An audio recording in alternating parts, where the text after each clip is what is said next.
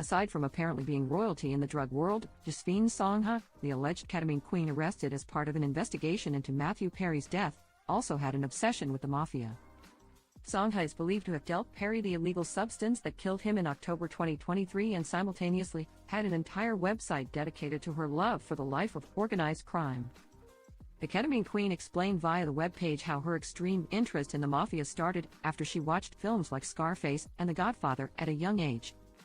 Later on in high school, I decided to do a research project on the Mafia, and I became fascinated with the history and the many stories attached to each of America's notorious crime families and famous gangsters, she detailed.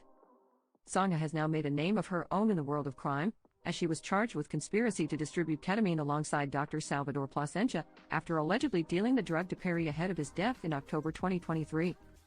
Other charges Sangha was hit with included maintaining a drug-involved premises, possession with intent to distribute methamphetamine, possession with intent to distribute ketamine, and 5 counts of distribution of ketamine. If found guilty of all charges presented by the U.S. Attorney's Office, the Ketamine Queen, who got her nickname by allegedly selling ketamine from a North Hollywood property known as the Sangha Stash House since at least 2019, according to the DOJ, could face a mandatory minimum sentence of 10 years in federal prison and a statutory maximum sentence of life imprisonment. Eric Fleming, Dr. Mark Chavez, and Perry's former assistant Kenneth Iwamasa were also taken into police custody and slammed with charges related to the Friends star's death. However, they opted to accept plea deals instead of a trial.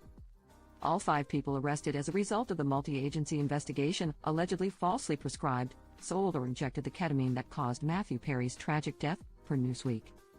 These defendants cared more about profiting off of Mr. Perry than caring for his well-being, United States Attorney Martin Estrada declared, following news of the arrests.